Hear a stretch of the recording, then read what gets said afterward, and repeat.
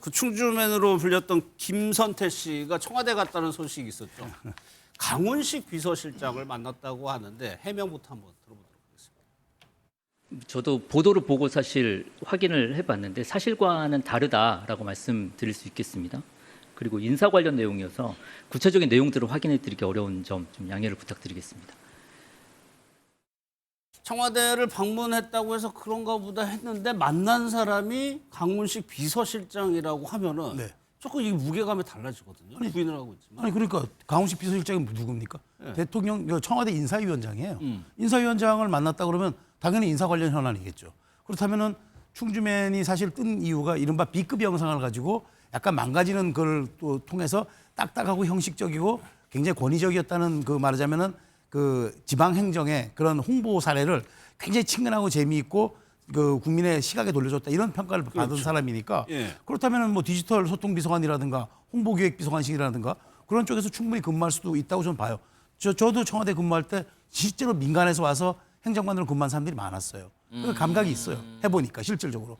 저는 뭐 이 부분은 뭐 해명하고 말고의 문제가 아니고 예. 인재를 적재적소에 쓴다 그러면 이거는 뭐 진영과 정부를 떠나서 예. 당연히 해야 될 일이니까 저는 어떻게 그 딱딱하기만 했던 지방행정에 대한 그 홍보를 이렇게 참신하고 재미있게 100만까지 만들었지? 당연히 예. 그러면 들어와서 나라 국정 홍보도 한번 재미있게 만들어 봐줘라고 요청했을 수도 있다고 그러니까 보고. 오히려 청와대에서 더 관심을 그렇죠. 가질 만한 사안이라는 뭐 인재잖아요. 예. 그 검증된. 그렇다면은 지금 어차피 뭐 이제 지방 공무원직을 그만두겠다고 하니까 그러면 정무직 공무원으로 채용하는 것도 저는 뭐 그 부분은 뭐 해명하고 오해하고 이런 게 아니라 인재 적재적소라는 측면에서 좀 검토해 볼 수 있는 사안이라고 봅니다. 예. 마침 김남국 전 비서관 자리가 비어 있다면서요, 거기가.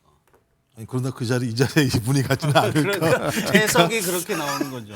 그러니까 제가 볼 때는 인재를 도로 구해서 좋게 쓰면 되는 건데 이분 같은 경우는 말씀하신 것처럼 좀 검증이 된 거잖아요. 그러니까 네.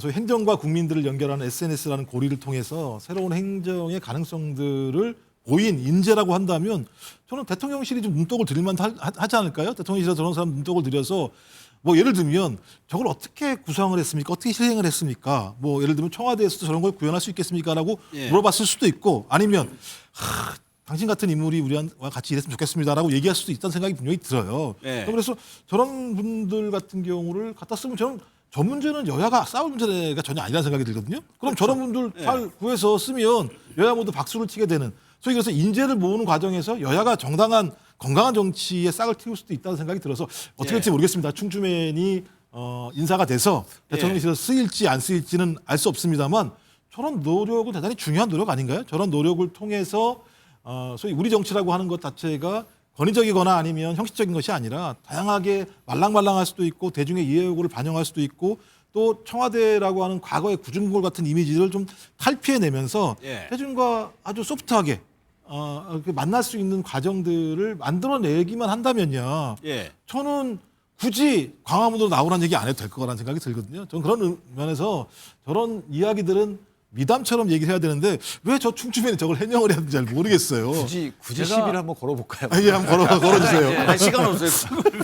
제가 그 이재명 대통령이 경기도지사 시절에 저분이 너무나 뛰어난 기량이 있었기 때문에 제가 직접 비서실에서 저분을 초청해가지고 홍보 관련 50명의 직원들과 강의까지 받았습니다. 그리고 지금 이 디지털 소통 비서관 직제가 네. 소통관실에 있는 게 아니라 지금 비서실장 직할 체제로 직제가 바뀌어 있습니다. 그렇기 때문에 강훈식 비서실장이 10분간 면담했다는 것 자체는 네. 이분이 발탁될 가능성이 매우 높다는 그럼 대통령도 알고 있다는 얘기네요. 대통령이 이미 경기도지사 시절에 저러한 훌륭한 인재가 있는데 우리도 좀 참고해야 된다는 말씀을 많이 하셨습니다. 예. 근데 그 지방의 인재를 이렇게 막 스카우트 해 오는 게 지방자치에 역행하는 거 아니에요? 지방의 인재를 그냥 파견 형식으로 많이 하는데 이게 빼온다는 것 자체가 저렇게 훌륭한 인재면 굳이 시비에 걸자면 그렇다는 거예요. 아니 근데 충주하고 대한민국은 이게 워낙 차이가 크니까 거기에도 적합할 거라고. 그런데 예. 이분이 그 해낸 그 6, 7년간의 그런 콘텐츠적인 파워가 예. 정말 대단합니다. 정말 뭐 어떤 10,000명이 할 수 있는 일을 혼자서 할 수 있다는 그런 얘기도 있잖아요. 굉장히 획기적인 그런 인재입니다. 알겠습니다. 지켜보도록 하겠습니다. 이 내용은.